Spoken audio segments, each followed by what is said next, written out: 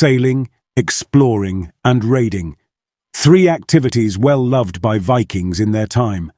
These Scandinavian seafarers spent their days as brutal warriors, pillaging and colonizing cities all over Europe. In particular, the city of York was invaded by a group of Vikings called the Great Heathen Army in 866 AD, and over time York became known as the Viking capital of England. Once invaded, the city of York was renamed JORVIK by the Vikings, a name that is still used in many tourist spots in the region.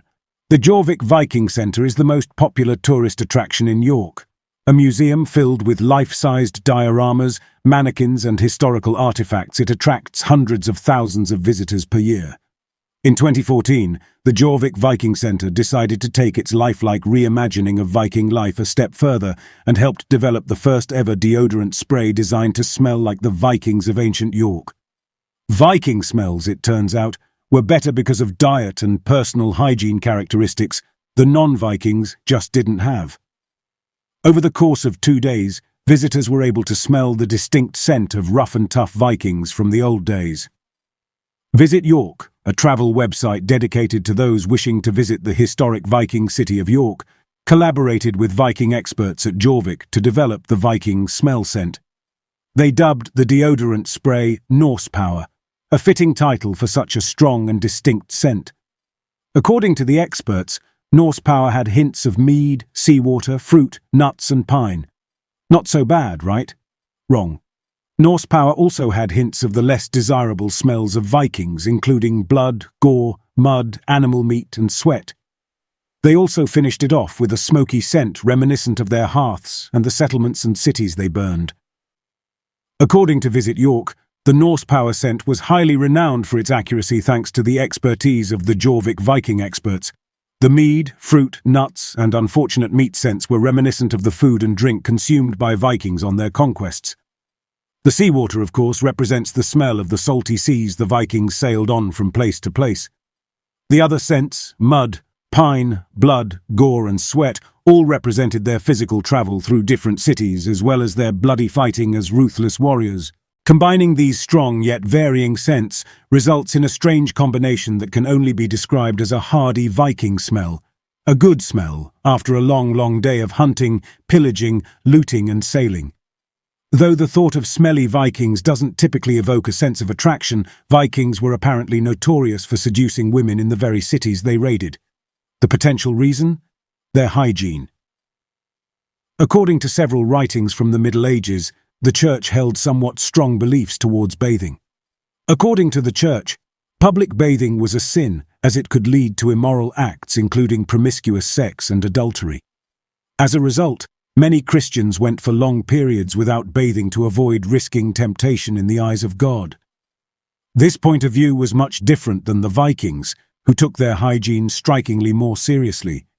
An excerpt from the Chronicles of John of Wallingford, a Benedictine monk between 1246 to 1247 AD, claims, "The Danes, thanks to their habit to comb their hair every day, to bathe every Saturday, to change their garments often, and set off their persons by many such frivolous devices. In this manner they laid siege to the virtue of the married women and persuaded the daughters even of the nobles to be their concubines." According to this excerpt, the Vikings bathed on a regular schedule, every Saturday, and also made a point to comb their hair and change their clothes daily. Compared to the hygiene culture of Christians of the Middle Ages, this was much cleaner and likely improved their smell.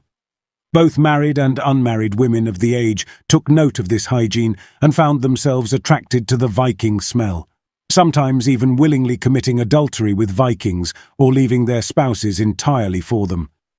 Clearly, the men of the Church did not like this. They spoke out against the immorality of the Vikings and their behavior often. Ultimately, it was no use.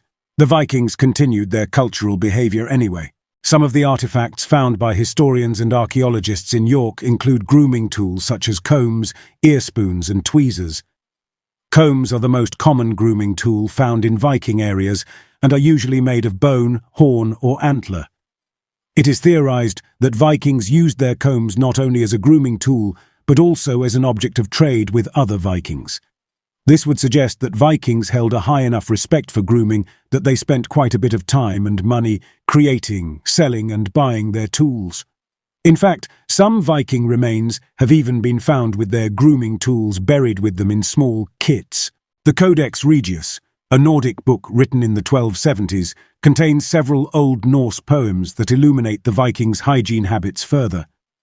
According to some poems in the book, Vikings had to wash their hands before partaking in a meal and were obligated to groom themselves before participating in important societal events. The only periods described in these poems in which a Viking would not maintain his physical hygiene is in stages of intense mourning. While in mourning, Vikings would refrain from washing or combing to symbolize their grieving. This would continue until the Viking was no longer in deep mourning, whether until burial or longer depending on the individual. Given the history of Vikings' priority for hygiene, it's likely safe to say they would have enjoyed trying Norse Power a time or two. With only one bath per week, it is certain that the scent of Norse Power is highly accurate in representing the smell of a grown Viking the Friday before bath day. For now, we can only imagine the smell of Norse Power, but perhaps in the future it will be re-released to the public for our smelling pleasure, or displeasure.